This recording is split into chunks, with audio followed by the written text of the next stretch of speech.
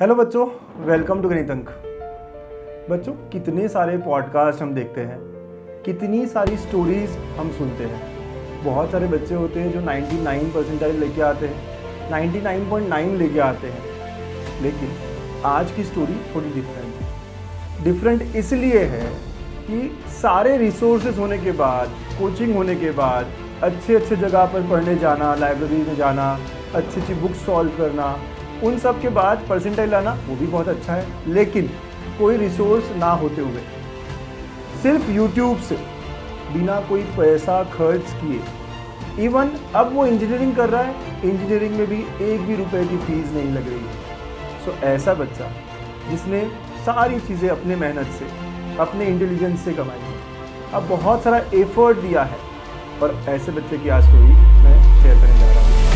अरे भाई रुको रुको, आपके लिए बहुत बड़ी चीज लेके आया हूँ। महाराष्ट्र बोर्ड्स के एग्जाम में मचाना है। चैप्टर वाइज इंपॉर्टेंट क्वेश्चन चाहिए, वो भी with hand written solutions. Sir previous year papers चाहिए विद डिटेल सॉल्यूशंस। ये सब मैं आपको देने जा रहा हूँ, वो भी बिल्कुल फ्री। आपको सिर्फ देने होंगे 30 सेकेंड्स और फॉलो करनी होगी 3 सिंपल स्टेप। स्टेप 1, हमारे यूट्यूब चैनल गणित अंक को सब्सक्राइब करना है। नंबर 2, डाउनलोड करना है गणित अंक ऐप और साइन अप करना है। स्टेप 3, आपको वो स्क्रीनशॉट हमें व्हाट्सएप करना है इस नंबर पर। आपका स्क्रीनशॉट मिला और हम आपको ऐड कर देंगे हमारे महा रिवीजन कोर्स में। इसमें आपको मैथ्स ही नहीं, फिजिक्स, केमिस्ट्री, इंग्लिश, कंप्यूटर और कई सारे सब्जेक्ट्स के बहुत सारी चीजें मिलने वाली है। अगर हम आपके लिए इतना कुछ कर रहे हैं तो आपका भी इतना बनता है ना। तो इसीलिए गणित अंक के साथ पढ़ोगे तो हमेशा आगे रहोगे। All the best. तो वी हैव विनायक विद अस।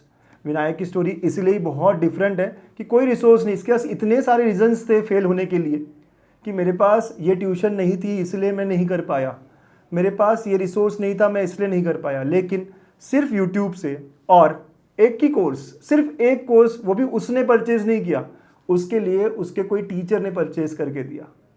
ऐसा बच्चा हमारे सामने है और आई एम श्योर आपको इसकी स्टोरी बहुत अच्छी लगेगी। तो let's meet Vinayak. Vinayak, welcome. Welcome. Hello, sir.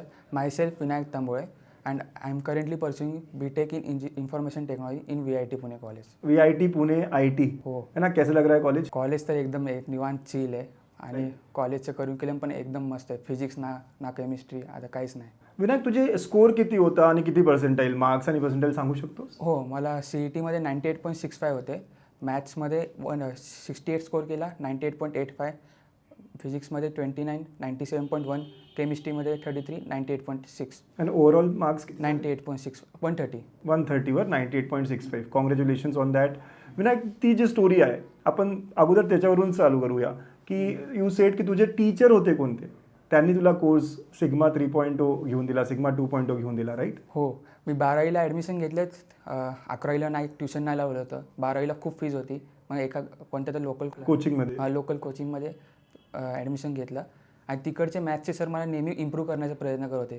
आणि मॅथ्सच्या सरांना मी असंच बोललं की एक यूट्यूबवर एक गणितंक सर आहेत, ते 1 नंबर शिकवतात. त्यांनी माझ्यासाठी त्यांनी परचेस केलं 2500 आणि सिग्मा बॅच माझ्याकडे मला घेऊन दिली. वाव वाव, तुला आवडली, चांगलं वाटलं, ते आपण अगोदर बोलूया. पण आपण आता सुरू करूया because I wanted to know की ही स्टोरी काय आहे. तुझे जे सर आहे, really thankful to him, right? म्हणजे खूपच छान. असं खूप कमी लोक असतात जे असं करू शकतात आणि त्या टीचरने तुला एक कोर्स घेऊन दिला आणि तू इम्प्रूव्ह केलं वगैरे. तर राईट, रिअली थँकफुल टू हिम. चला आता आपण थोडं स्टोरी तुझी बघूया की 10वीपासून तू कसा होता, इंग्लिश मिडियममध्ये होता, how was your journey? Let start from 10th onwards. After 10th me 10th semi इंग्लिशमध्ये होतो. 10th नंतर मी स्कोअर चांगला केला. त्याच्या बेसवर मी चांगल्या कॉलेजमध्ये ॲडमिशन घेतलं, MIT ज्युनियर कॉलेज. ती एक मला असं वाटतं की ते एक रिग्रेट होतं, कारण की डम्मी कॉलेज परवडतं. MIT ज्युनियर कॉलेजमध्ये असाइनमेंट्स कंप्लीट करा, अटेंडन्स लावा, अटेंडन्स मॅन्डेटरी. त्यामुळे माझा 11th जास्त फोकस नाही आला.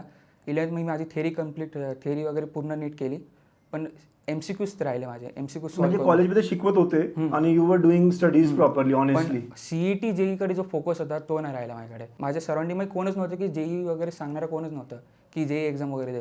मला ते मिडमध्ये समजलं की JEE एक्झाम वगैरे किती व्हॅल्युएबल आहे, CET काय व्हॅल्युएबल आहे, पण ते मला कोण सांगणार. पण बघ, पुण्यात राहून, कोथरूडमध्ये राहून तुला नाही माहिती असेल तर किती मुलं असेल ज्यांना, आता पण खूप मुलं असेल जे आता 11वीत आहे किंवा 11वी झाली आहे आणि त्यांनी पण सेम केलं असेल. इव्हन तुझ्या ज्युनियर कॉलेजमध्ये आताही किती विद्यार्थी शिकत असेल.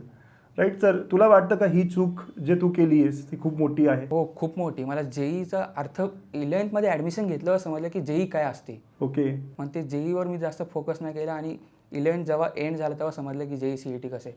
11th मी जास्त काहीच केलं नाही, थेरी फक्त केली. 11 आपल्या कॉलेजचा सिलेबस. तू सिन्सिअर होता पण? हो, सिन्सिअर होतं. मी कॉलेजचं थेरी वगैरे नीट करायचो, लेक्चर वगैरे अटेंड करायचो बरोबर. ओके. आणि 11th तुझं असंच गेला? हो.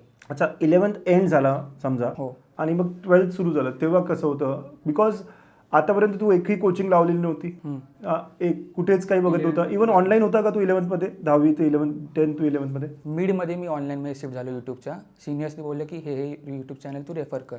मिडमध्ये मी यूट्यूब चॅनल रेफर करायला लागलो. ओके. आणि खूप रँडमली खूप चॅनल्स होते, मला खूप कन्फ्यूज व्हायचं. पण सिलेक्ट मी गणिततंत्र केलं आणि केमिस्ट्रीसाठी ऑल अबाउट केमिस्ट्री आणि RG sir for physics. Okay. आणि सगळे यूट्यूबवरूनच बघ? हो, सगळे यूट्यूबवरूनच बघायचं. ओके. तुला कन्फ्युजन नाही मला, म्हणजे जेव्हा तुझ्याकडे समोर इतके चॅनल्स आले, 10-10, 12-12 चॅनल्स सगळ्यांना माहीत असतात, तर हाऊ डू यू डिसाईड की तू सिलेक्ट कसे केले की यांनाच करायचं आहे, यांना नाही करायचं आहे? किती मोठा काळ होता की तू युवर कन्फ्युज्ड? कारण की आता मुलं जे आहे ते पण कन्फ्युजनमध्येच. कन्फ्युजन तर खूप असते, पण आपल्याला एक जसं व्हिडिओ बघतो आपल्याला आपल्या स्वतःला जे आवडतं ते करायला लागणार. मला तुमचं रेफर वगैरे कंटेंट वगैरे खूप आवडला. मी त्या यूट्यूब चॅनलला त्यांना न बघता फॉलो केलं. म्हणजे नंतर मग युवर नॉट कन्फ्युज, म्हणजे एकच करायचं एम पूर्ण ठरवलं की यांनाच फॉलो करायचं. 12वी तू यूट्यूबवरून सुरू केली? हो, 12वी यूट्यूबवरून सुरू केलं. फक्त आपलं कसं म्हणतात की कोचिंगशिवाय काय होत नाही. मग मी पण पीएस ग्रुपमुळे कोचिंग वगैरे लावली. मग ती कोचिंग एवढी खास नाही गेली. मग कोचिंगमध्ये पण पहिले 2-3 महिने कोचिंगमध्येच गेले आणि प्लस कॉलेजमध्ये.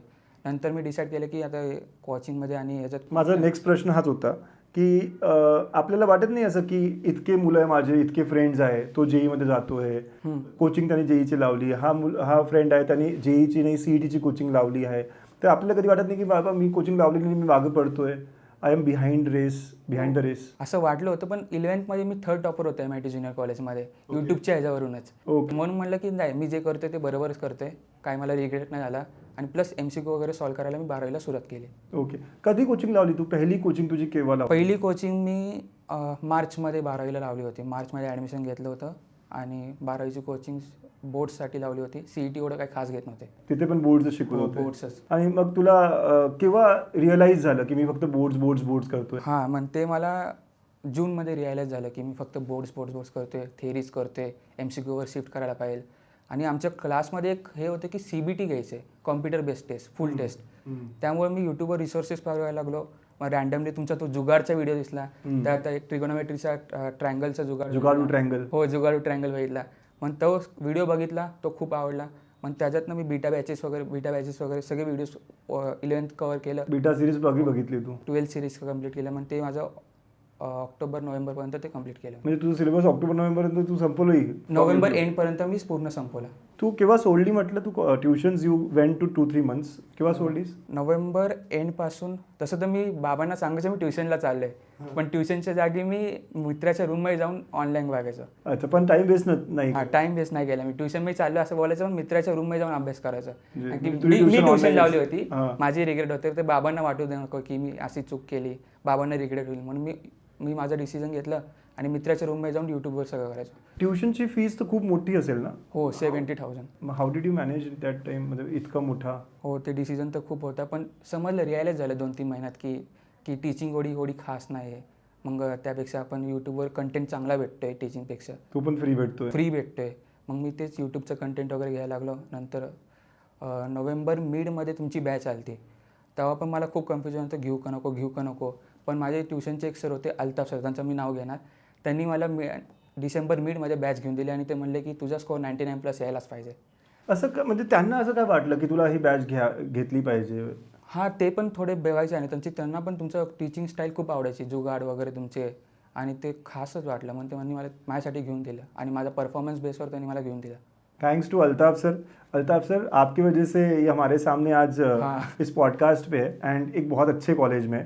So thank you. असे लोक खूप कमी आहेत, म्हणजे स्वतः मॅथ्स शिकवतात ते आणि स्वतः मॅथ्स शिकवतात आणि त्यांनी मला खूप मोठा, म्हणजे अ बिग हार्ट है ना. येस. नाईस. तर तू सिग्मामध्ये एनरोल्ड झाला, राईट. आणि फक्त तू एकच बॅच घेतली आहे राईट, म्हणजे अजून फिजिक्स केमिस्ट्री यूट्यूबवरच करायचं. हो, फिजिक्स केमिस्ट्री मी यूट्यूबची फ्री करायचो. बापरे बाप, म्हणजे माझं असं chemistry कधी असं वाटलं नाही की बाबा इतके लोक आहे, इतके रिसोर्सेस यूज करतात, मी मागं पडेल, इतकी मोठी एक्झाम आहे माझ्यासाठी, कधी तुला असा हा प्रश्न आलेला नाही? हा, असे खूप प्रश्न आले, पण टेस्ट वगैरे देत राहिलं, मला माझा स्वतःवर कॉन्फिडन्स होता की मी करेल आणि करून दाखवलं. असं कसं रे, म्हणजे मला किती विद्यार्थी भेटतात ज्यांच्याकडे सगळं आहे, ते म्हणतात की माझं होत नाही कारण हे आहे, माझं ते होत नाही कारण ते आहे, म्हणजे they have lot of reasons. ते इतके कन्फ्यूज असतात. How you can be so clear, म्हणजे असं कसं? कंटेंट तर सेमच भेटतो फ्रीवर, तर उलटं मला माझ्या कोचिंगपेक्षा चांगला मला कंटेंट भेटला. आणि वरतून फ्री कंटेंट म्हणून मुलं अवॉइड करतात, पेड शिवाय त्यांना समजत नाही. मग फ्री कंटेंटवर तुम्हाला एक नंबर भेटलं आणि वरतून माझ्या क्लासच्या पेक्षा चांगली टीचिंग होती आणि स्वतःवर बिलीफ ठेवायचं की मी चांगलंच आहे, करू शकतो. विनायक, जे MST CET 2027 देणार आहे, म्हणजे असे मुलं जे आता 11वी झाली आणि 12वीला जाणार आहे, व्हॉट डू यू थिंक एक अशी चूक जे तू केली होती आणि त्यांनी नाही करावी? आता 11वीचं संपले, तुम्ही 11वीचे एक एक कन्सेप्ट तुम्ही क्लिअर करायला पाहिजे. ते क्लिअर झालं, तुम्ही 11वीचे आता तुमच्याकडे 1-2 महिन्याचा पिरियड आहे, तुम्ही सगळे MCQs 11चे बघून घ्या, CETचे ते सॉल्व वगैरे करा. आणि आता तुम्ही 12वीत जेव्हा जाणार, एक एक चॅप्टर तुम्ही फर्स्ट बोर्ड्स लेवल करून ठेवा. बोर्ड्स लेवल झाल्यावर तुम्ही त्याचे CETचे MCQs सॉल्व करा, PYQs सॉल्व करा आणि असं एक एक चॅप्टर्स तुम्ही कंप्लीट करत जा. खूप काही करा असं वाटते, पण मला एक सांग, 11वीचे फक्त 20% वेटेज आहे. हो, तर खूप मुलं आता जानेवारी-फेब्रुवारीमध्ये जेव्हा जातात तर हेच विचार करतात तर आपण 12वीला सुरू करूया. 11वी नाही केली तरी चालेल, कारण की 12वी 80% आहे, तुला माहिती आहे CETचं पॅटर्न. तर तुझं 11वी पूर्ण झालेलं होतं? हो, 11वी झालं, तर पण लास्टला विसरलो म्हणून ते प्रॉब्लेम होतं. बरोबर, मग 12वीचा तुम्ही सिलेबस करा आणि 12वीचा एक एक चॅप्टर तुम्ही एकदम बोर्ड्स लेवल पहिलं करा. पण तुझे बेसिक्स होते? हो, माझे बेसिक्स क्लिअर होते. ओके, म्हणजे बेसिक्स तरी करा आहे ना. आता 11वीला तुम्ही 12वीला जाणार आहे तर काही बेसिक्स चॅप्टर आहे, फॉर एक्झाम्पल फंक्शन्स थोडा, किंवा तुम्हाला लॉगरिथम खूप लागतं, किंवा डिफरन्सिएशनचे बेसिक्स लागतात, ट्रिग्नोमेट्री खूप लागतं, तर you should complete them at least ना.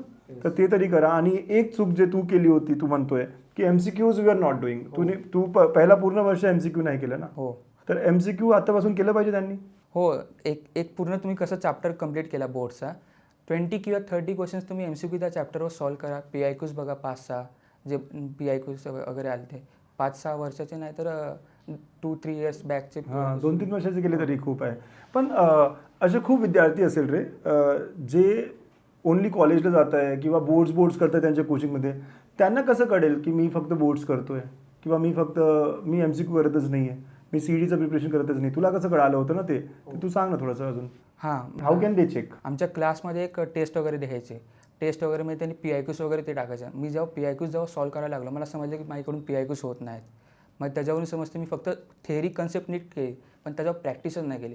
तर तुम्ही एक एक चॅप्टरचे PIQsवर प्रॅक्टिस करा.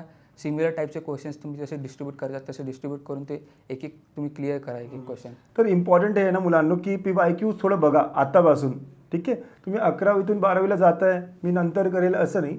तुम्हाला कळेल की तुम्ही 1 वर्ष काही केलं आहे की नाही. खूप विद्यार्थी असे असतात की खूप सिन्सिअर आहे, खूप एफर्ट देतोय, पण त्यांनी CETचा एफर्ट दिलंच नाही आणि त्याला माहीत पण नाही तो CET करत नाही आहे. कोचिंगमध्ये पण बोर्ड्सच शिकवतात आणि CET बोलून. हो, बोर्ड्सच मग चालू होतं आणि आपल्याला मग नवीन चॅप्टर सुरू झाला, आता नवीन चॅप्टरकडे जाऊ, MCQ नंतर करू, तसं करत आपल्या MCQs राहतात. राईट. तुम्ही एक चॅप्टर कंप्लीट केला, तुम्ही ट्राय करा की 20 तरी MCQ या चॅप्टरवर आपण करायचं. कमीत कमी 20 MCQ तरी करा, तुम्हाला कळेल की तुम्हाला येतंय की नाही. व्हेरी नाईस, ठीक आहे. चला आपण आता थोडं पुढे जाऊया आणि लेटेस्ट से आपण आता जे विद्यार्थी आत्ता देणार आहे CET, म्हणजे तू पण 1 वर्ष अगोदर या वेळेला कसं करायचा, बोर्ड्स पण आहे 30-40 दिवसानंतर, CETची तयारी पण करायची आहे, राईट? तो खूप कन्फ्युजन पण असतो ना की बोर्ड्स करू की CET करू. तर व्हॉट डू यू थिंक, कसं केलं पाहिजे? तू कधी केलंस, शिफ्ट कधी झाला तू की पूर्णपणे मी आता बोर्ड्सच करतोय? नोव्हेंबर एंडपर्यंत तुमचा सिलेबस तर कवर व्हायलाच पाहिजे 100%. डिसेंबर आणि मिडपर्यंत तुम्ही पूर्ण MCQs करा.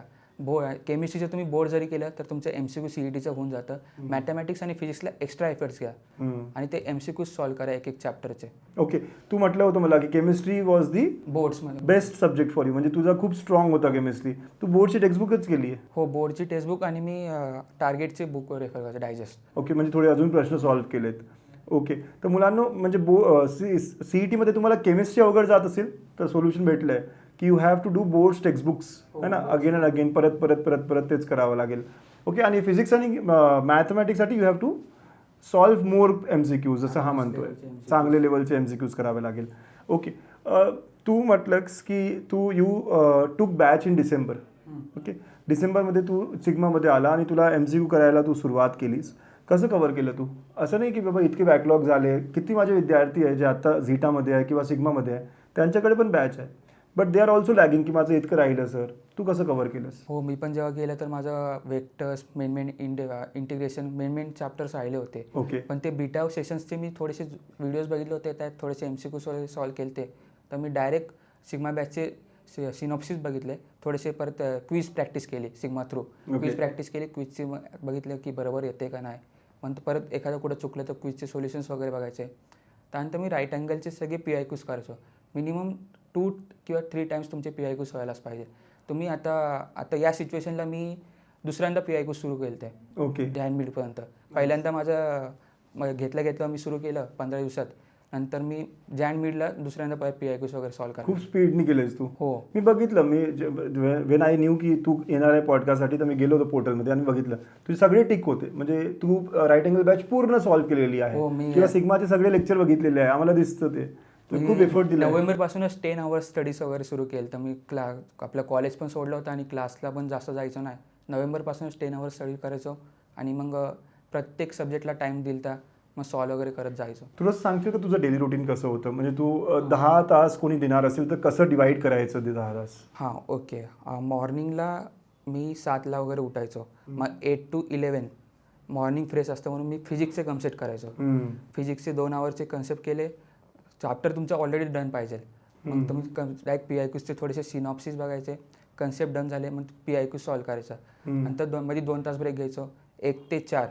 मग ह्याच्यात मी झोप यायचं म्हणून मी मॅथमॅटिक्स सॉल्व्ह करायचो. मॅथमॅटिक्स सॉल्व्ह केलं, मग त्याच्यावर थोडेसे PIQs right angle batch through मी PIQs वगैरे खूप सारे सॉल्व्ह केले.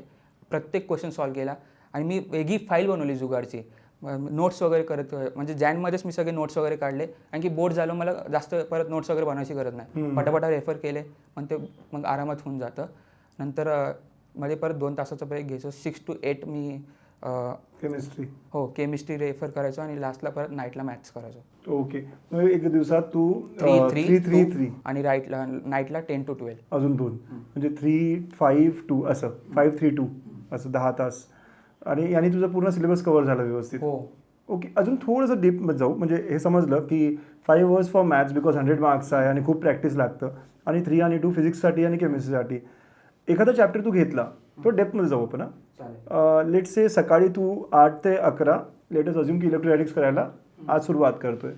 What is your approach? म्हणजे आता त्याच्यात काय, कुठून वाचायचं, किती क्वेश्चन्स करायचे? हां, तर इलेक्ट्रॉनिक्सचे तुम्हाला CETला कोणत्या टाईपचे क्वेश्चन्स येतात ते पहिलं तुम्ही फाइंड आउट करा की कोणकोणते टाईपचे क्वेश्चन्स येतात. त्या कन्सेप्टवर तुम्ही एखादा MCQ असेल तो सॉल्व्ह करायचा प्रयत्न करा. होत नसलं तरी पण तो आपल्याला आता टाईम आहे, तो होत नसल्यावर कसं सॉल्व्ह करायचं डीपमध्ये ते तुम्ही रिसर्च करा. म्हणजे तुम्ही डीपमध्ये जा त्या क्वेश्चनच्या, आणि मग त्याचे 10 किंवा 20 सेट तुम्ही करा त्या चॅप्टरचे. आता अराऊंड 30 days भेटले होते, त्या ह्याच्यात मी पूर्ण एक क्वेश्चन क्लिअर केला, मग एक चॅप्टर वगैरे क्लिअर केला आणि सगळे टाईपचे क्वेश्चन्स वगैरे कव्हर अप केले मी. ओके. आणि बोर्ड्स नाही करायचं तू? जानेवारीमध्ये PIQs करत होता, तर बोर्ड्स मी नोव्हेंबरपर्यंत काय, म्हणजे मी तेच ना PIQs जास्त सॉल्व्ह केलेच नव्हते ना, MCQ वगैरे. बोर्ड्स मी ऑक्टोबरपर्यंत सगळं केलं होतं, म्हणजे ऑक्टोबरच्या एंडपर्यंत बोर्डचं कन्सेप्ट वगैरे क्लिअर केलं होते. थेरम्स पण कसं डिफरन्शिएशन झालं, थेरम्सची प्रॅक्टिस केली. मग लास्टला 15 दिवस किंवा 20 दिवस अगोदरपासून बोर्ड्स वगैरे परत म्हणजे बोर्ड्सकडे शिफ्ट झालो. ओके. जेई कधी तू दिलंच नाही? जेईचा विचारच नाही केला, कारण की मी आता माझा एक असा मित्र तो NDAवर फोकस करायचा, CETवर फोकस करायचा, जेईवर फोकस करायचा. मग तो आज ड्रॉपर आहे. त्यांनी एकही याच्यावर नीट फोकस पूर्ण प्युअरली फोकस नाही केला. तुम्ही जेई करा, जेईवर खरंच जेई केल्यावर CET काही मुलांना इझी जातं, पण प्रत्येकांना होत नाही. ते तुम्हाला रिअलायझेशन 6 months अगोदरच व्हायला पाहिजे की जेईवर शिफ्ट करू का CETवर शिफ्ट करू. स्वतःचं प्रिपरेशन बघून की मी जेई करू शकतो, नाही तर तुम्ही CETवर 6 months अगोदर तुम्ही हे करा. खूप छान एक्झाम्पल दिलं तू की म्हणजे खूप सारे एक्झाम्स आपण गोल ठेवले तर एक पण होत नाही, राईट. अँड खूप एक्झाम्पल्स आहे असे, किती एक्झाम्पल्स आहे की NDA करायचं, बीटसॅट करायचं, जेई करायचं, सीट करायचं, कुठेच काही होत नाही. हो, यू आर करेक्ट. तर focus on one, that is also correct way. अच्छा, बोर्ड्स तुझं चांगलं गेलं, किती मार्क्स आले तुला बोर्ड्समध्ये? बोर्ड्समध्ये 86%. 86% आले, खूप मस्त आले. अरे भाई रुको रुको, आपके लिए बहुत बड़ी चीज लेके आया हूँ. महाराष्ट्र बोर्ड्स के एग्जाम में मचाना है. चैप्टर वाइज इंपॉर्टेंट क्वेश्चन चाहिए, वो भी with hand written solutions. Sir previous year papers चाहिए विथ डिटेल सॉल्यूशंस. ये सब मैं आपको देने जा रहा हूँ, वो भी बिल्कुल फ्री. आपको सिर्फ देने होंगे 30 सेकेंड्स और फॉलो करनी होगी 3 सिंपल स्टेप. स्टेप 1, हमारे यूट्यूब चैनल गणित अंक को सब्सक्राइब करना है. नंबर 2, डाउनलोड करना है गणित अंक ऐप और साइन अप करना है. स्टेप 3, आपको वो स्क्रीनशॉट हमें व्हाट्सएप करना है इस नंबर पर. आपका स्क्रीनशॉट मिला और हम आपको ऐड कर देंगे हमारे महारिवीजन कोर्स में. इसमें आपको मैथ्स ही नहीं, फिजिक्स, केमिस्ट्री, इंग्लिश, कंप्यूटर और कई सारे सब्जेक्ट्स के बहुत सारी चीजें मिलने वाली है. अगर हम आपके लिए इतना कुछ कर रहे हैं तो आपका भी इतना बनता है ना, तो इसीलिए गणित अंक के साथ पढ़ोगे तो हमेशा आगे रहोगे. All the best. त्याच्यानंतर बोर्ड झाल्यावर तुम्हाला 40-45 डेज मिळते. हो, 45 डेज. तिथे काय कसं? त्या 45 डेजमध्ये मी लास्टला लायब्ररी लावून टाकला, कारण की मला घरी एवढं चांगलं होत नव्हतं. लायब्ररीमध्ये मी एकदम कन्सिस्टन्सी ठेवी. 10 आवर्स डेली करायचो. आणि जे मी अगोदर तुम्हाला सांगितलं, नोट्स वगैरे काढून ठेवायचे. प्रत्येक चॅप्टरचे मी नोट्स वगैरे काढले होते. परत एकदा मी राईट अँगल बॅचवर गेलो, PIQ सॉल्व्स वगैरे केले भरपूर. तिसऱ्यांदा होता? हो, तिसऱ्यांदा होता. दोनदा आपलं बोर्डच्या अगोदर. किती वर्षाचे गेले होते तू? 2022, 23, 24. पण 24वर जास्त फोकस. 3 वर्षाचे केले? हो, 24चे जास्त फोकस केलं. 2-3 वेळा 24चे केले. एक्झाम मध्ये तुला वाटलं की त्यांनी हेल्प केलं PYQ ने, तसेच प्रश्न आले तुला? हो, त्या सिमिलर टाईपचे तर येतातच PIQs, म्हणून PIQs तुम्ही 2-3 वेळा तर करायलाच पाहिजे. 24चे मी स्पेशली 3-4 वेळा केले होते. आणि जे क्वेश्चन्स मला येत नव्हते मी ते नोट करून ठेवायचे की हा क्वेश्चन थोडासा डिफिकल्ट आहे किंवा थोडासा वेगळा अप्रोच लागतो या क्वेश्चनला. तर मी त्या नोट्समध्ये लिहून ठेवायचं क्वेश्चन नंबर 39 किंवा 33 थोडासा वेगळा आहे, डिफरंट अप्रोच आहे. तर मी नंतर परत एकदा बघायचो.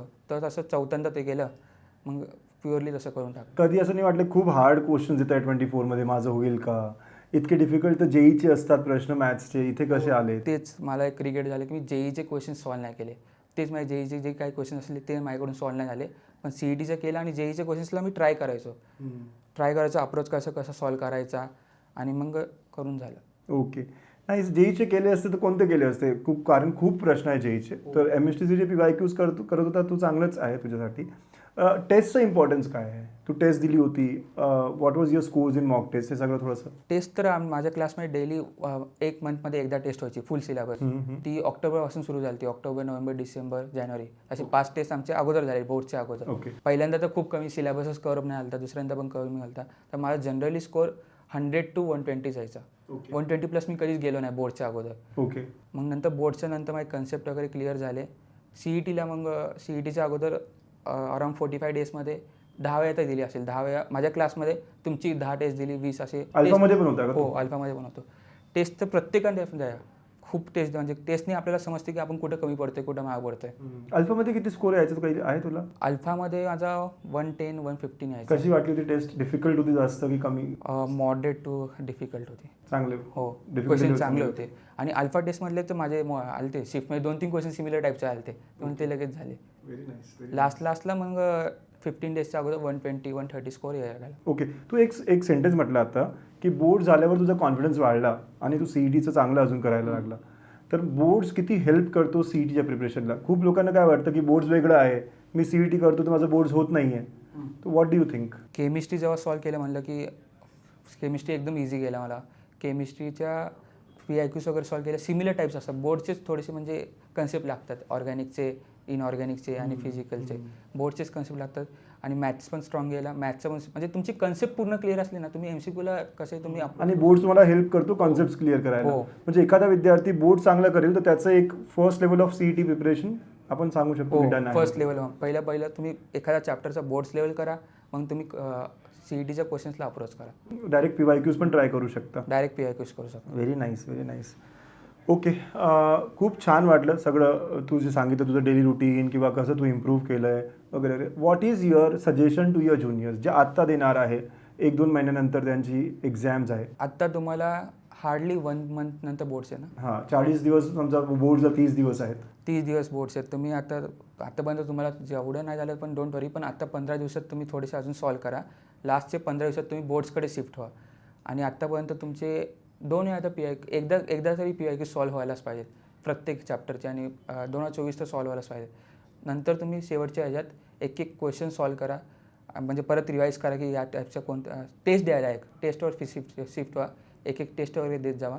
टेस्ट थ्रू तुम्हाला रिव्हिजन पण होतो. हो टेस्ट द्या. रिव्हिजन कसं करायचं रे तू? रिव्हिजन मी तुझे नोट्स वगैरे बनवलेले होते? हो नोट्स बनवले होते. मी परत जायचो, रीटेस्ट द्यायचं आणि त्या टेस्ट मी डायरेक्ट राईट अँगल बॅचमध्ये टेस्टचा पण ऑप्शन असतो. मग डायरेक्ट टेस्ट द्यायचो आणि बघायचं की हा PYQ येते का, मी सॉल्व्ह केलेला आहे हा PYQ. मग थोडंसं रिकॉल करायचा ओके, ॲज अ क्विज जे होतं ते. हो, पण ते एक ॲज अ क्विज म्हणून PYQ सॉल्व्ह करायचा प्रयत्न, त्या टाईपमध्ये मी मॅथ्सचं रिव्हिजन केलं होतं. आणि केमिस्ट्रीचं मी डायरेक्ट टार्गेटचं बुक रेफर केलं होतं किंवा स्कोअर बुस्टर बेटर आहे. स्कोअर बेस्टर मी नंतर रेफर केलं. स्कोअर बेस्टर मी एक PYQs वगैरे सॉल्व्ह करायचा प्रयत्न केला, म्हणजे सॉल्व्ह होतोय का माझ्याकडून. केमिस्ट्री तसं रिव्हिजन केलं. फिजिक्स मग माझं मॉडरेट होतं पण करून टाकलं. राईट अँगल बॅच आवडली होती तुला? हो खूप. PYQचे जे व्हिडिओ 23-24 हां. राईट. तर मुलांना जसं हा सांगतोय की तुम्हाला कसं करायचं आहे, तर रिव्हिजन कसं करायचं आहे किंवा टेस्ट देऊन आपल्याला इम्प्रूव्ह करायचं आहे है ना. So focus on that. बघा मी परत म्हणतोय की आपल्याकडे किती सारे रिसोर्सेस आहे.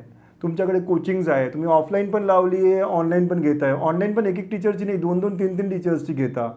किंवा किती पुस्तकं आहे तुमच्याकडे, ही करू की ती करू, किती करू. नेहमी विचारता मला की सर ही पुस्तक करू का, ही पुस्तक करू का, ही पुस्तक करू का. खूप रिसोर्सेस आहे आपल्याकडे. तरी आपल्याकडे कारणं असतात की माझं होईल का, मी इतकं करतो पण खूप कन्फ्युजन आहे मला, मी जे करतो ते बरोबर आहे की नाही आहे. So believe in your self. जसं विनायकने केलं की ही न्यू की हा पाथ माझ्यासाठी आहे जो मला स्कोअर करून देईल. आणि तू मला सांगितलं की you had an inspiration as well. हो, म्हणजे तू बघितलं होतं कोणाला तरी असं करताना? माझ्या एक सिनियरला बघितलं.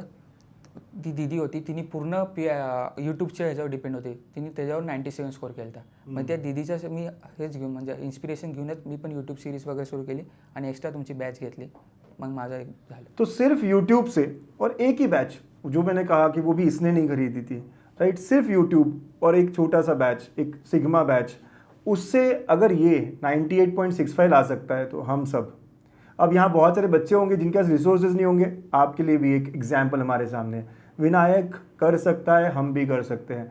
जिन बच्चों के साथ बहुत सारे रिसोर्सेज है उसके बाद तो हमें एक्सक्यूजेस नहीं देना है. और ख़ास बात पता है, इसे VIT में VIT अपने आप में एक टॉप कॉलेज है. IT ब्रांच मिला है. TFWS पता है क्या होता है? TFWS ट्यूशन फी वेवर स्कीम. मतलब कोई फीस नहीं लगेगी इसे, बहुत ही मिनिमम फीस. अगर आप हार्डवर्क करते हो तो सारी चीज़ें, कहते हैं ना कि अगर आप चाहो तो पूरी कायनात जुड़ जाती है वो आपको दिलाने के लिए, राइट. तो एफर्ट्स देना ज़रूरी है. और अगर हमारे सामने जो बच्चा बैठा है वो एफर्ट्स दे सकता है तो हम क्यों नहीं. सो बच्चों पूरी जान लगा दो, पूरी मेहनत कर लो और CET जैसी एग्ज़ाम में हमें बेस्ट देना है, टॉप कॉलेज लेकर आना है. ऑल द बेस्ट मेरी तरफ से भी. End Vinayak, all the best for you guys. Thank you.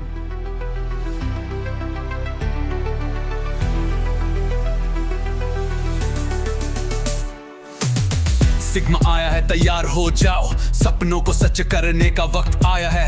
रात दिन मेहनत अब रंग लाएगी, गणित दांत के साथ जीत निश्चित है.